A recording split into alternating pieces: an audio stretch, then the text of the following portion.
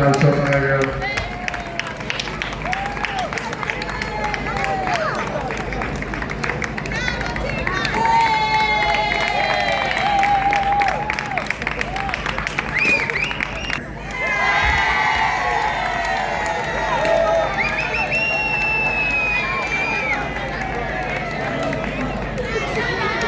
Que suba alguien.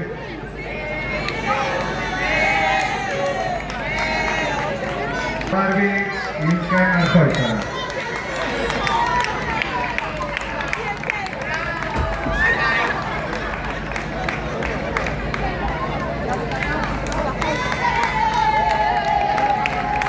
En esta edición de la Volta Ecológica, con 25 años para Luis Gudina.